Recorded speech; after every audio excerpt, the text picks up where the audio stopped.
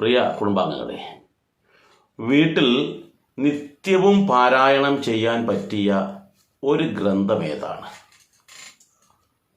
നിങ്ങളുടെ മനസ്സിൽ നിരവധി ഗ്രന്ഥങ്ങൾ ഇങ്ങനെ കടന്നു വരുന്നുണ്ടാവും.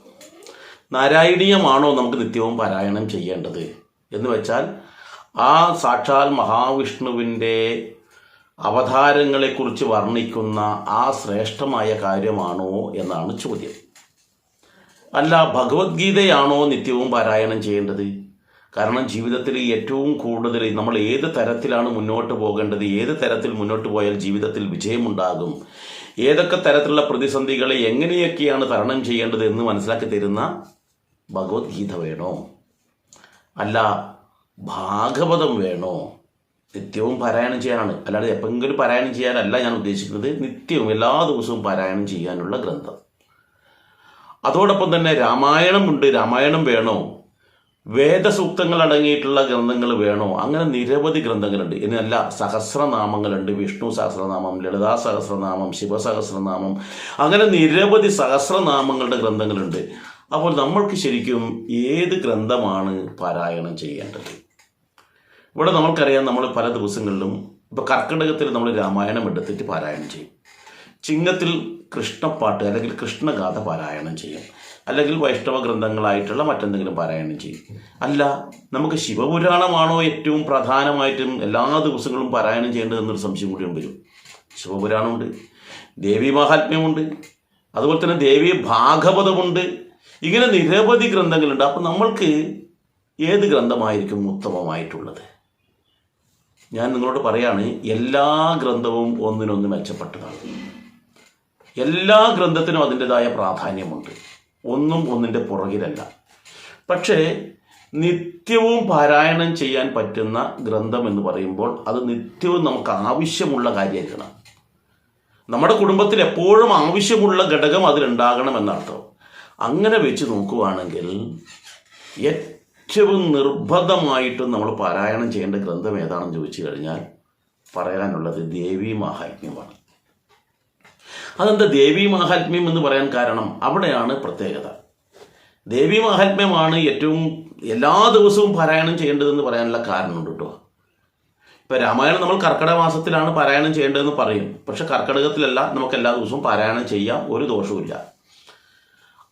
ഭാഗവതവും നമുക്ക് എല്ലാ ദിവസവും പാരായണം ചെയ്യാം, ഈ പറഞ്ഞ എല്ലാ ഗ്രന്ഥങ്ങളും ദിവസവും പാരായണം ചെയ്യാം. പക്ഷെ ദേവീ മാഹാത്മ്യം നിങ്ങൾ നിത്യവും പാരായണം ചെയ്താൽ അത്രയേറെ ഗുണമുണ്ട്.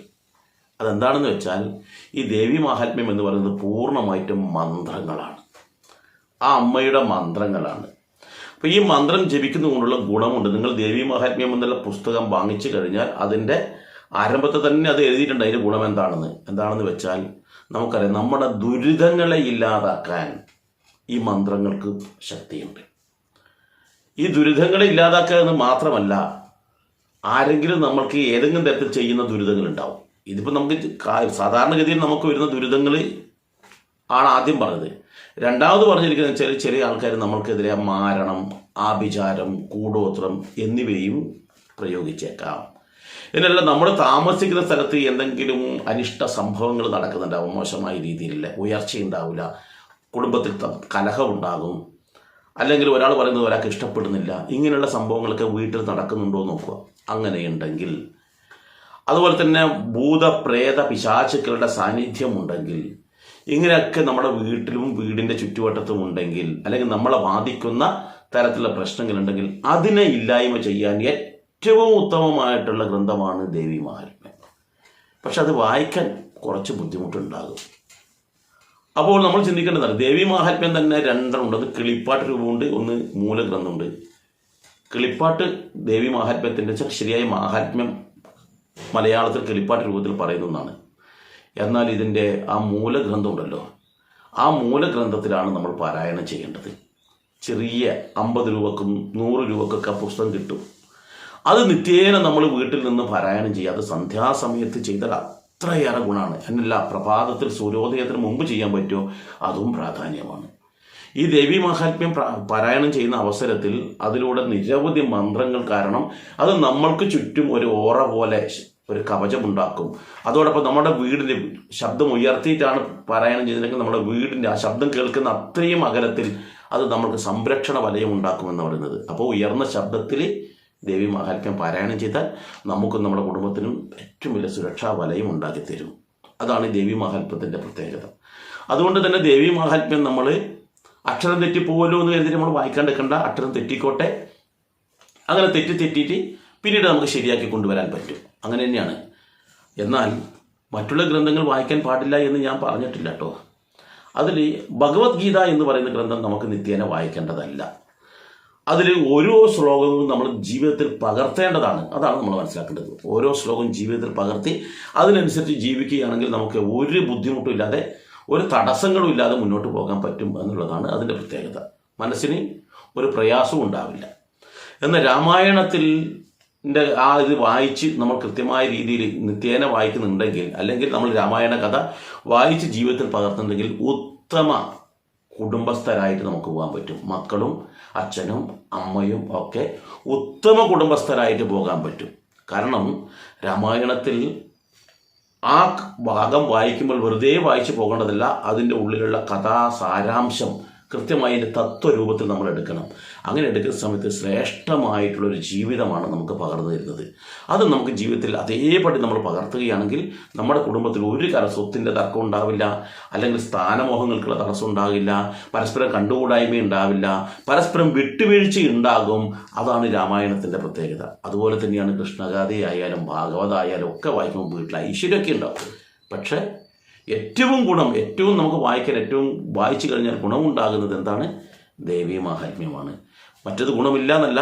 അതുകൊണ്ട് ദേവീ മാഹാത്മ്യം നമ്മളെ വീടുകളിൽ വായിക്കുന്ന ശീലം ഉണ്ടാകുക.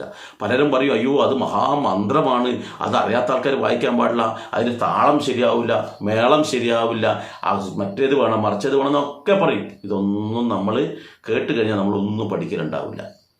നമ്മളെ സംബന്ധിച്ചിടത്തോളം എന്താ, ശുദ്ധമായ മനസ്സോടുകൂടി ഒരു ക്ഷമാപണം നടത്തിക്കൊണ്ട്, അമ്മേ ഞാൻ ഈ പുണ്യഗ്രന്ഥം വായിക്കാൻ ശ്രമിക്കുകയാണ്, എന്തെങ്കിലും തെറ്റുകുറ്റങ്ങളുണ്ടെങ്കിൽ പുറത്ത് അത് ശരിയാക്കി തരണേ ഭഗവാനെ എന്നുള്ള പ്രാർത്ഥനയോടുകൂടി നിങ്ങൾക്ക് ചെല്ലാം. ഒരു തെറ്റില്ല കേട്ടോ.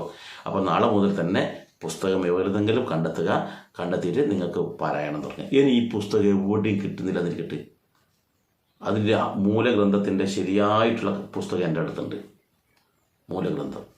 പക്ഷെ അത് കുറച്ച് വിലയുള്ളതാണ്. കാരണം അതിൻ്റെ അർത്ഥസഹിതമുള്ളതാണ് കേട്ടോ. അർത്ഥസഹിതമുണ്ട്, അതിൻ്റെ കഥാസാരാംശമുണ്ട്, ശ്ലോകരൂപമുണ്ട്, നാമാവലി രൂപമുണ്ട്. അങ്ങനെ മൊത്തത്തിൽ അടങ്ങിയ ഒരു അമൂല്യമായ ഗ്രന്ഥമാണ്. എവിടെ നിന്ന് നിങ്ങൾക്ക് കിട്ടുന്നില്ലെങ്കിൽ എൻ്റെ നമ്പറിൽ ബന്ധപ്പെട്ട് കഴിഞ്ഞാൽ ഞാനത് കൊറിയറായിട്ട് അയച്ചു തരും. പക്ഷെ പൈസ വേണം. ഞാൻ വാങ്ങിച്ചിട്ട് അയച്ചു തരുന്നതാണല്ലോ. അപ്പോൾ അതിൻ്റെ കൊറിയർ ചാർജ് അടക്കം നിങ്ങൾ എനിക്ക് അയച്ചു തരുവാണെങ്കിൽ ഞാൻ നിങ്ങൾക്ക് പുസ്തകം അയച്ചു തരാം. ഏതായാലും മറ്റൊരു വീഡിയോയുമായി മറ്റൊരു അവസരത്തിൽ വരാം. എല്ലാവർക്കും നന്ദി, നമസ്കാരം.